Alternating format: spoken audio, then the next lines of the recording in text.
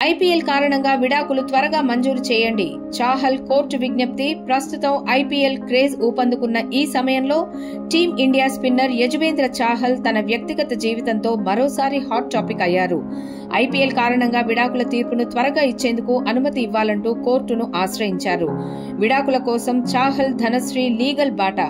ఈ ఏడాది ఫిబ్రవరి 5న చాహల్ మరియు అతని భార్య ధనశ్రీ విడాకుల కోసం ఫ్యామిలీ కోర్టును సంప్రదించారు. అయితే హిందూ వివాహ చట్టం ప్రకారం సర్దుబాటు అవకాశంగా కనీసం 6 నెలల కూలింగ్ ఆఫ్ పీరియడ్ ఇవ్వాల్సి ఉంటుంది. అయితే చాహల్ ధనశ్రీ ఇద్దరు గత 2.5 ఏళ్లుగా విడిగా జీవిస్తున్నామని, పరస్పర అంగీకారంతో విడాకులు కోరుకున్నామని తెలిపారు. దీంతో కూలింగ్ ఆఫ్ పీరియడ్ లేకుండా తక్షణమే విడాకులు మంజూరు చేయాలని కోరారు. కోర్టు స్పందన. హైకోర్టును ఆశ్రయించిన చాహల్. ఫ్యామిలీ కోర్టు ఈ అభ్యర్థనను తిరస్కరించడంతో చాహల్ హైకోర్టును ఆశ్రయించారు.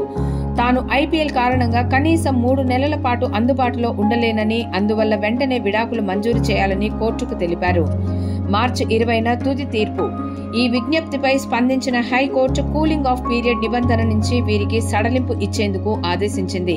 అదేవిధంగా విడాకులపై తుది తీర్పును మార్చి 20న ఇవ్వాలని సూచించింది.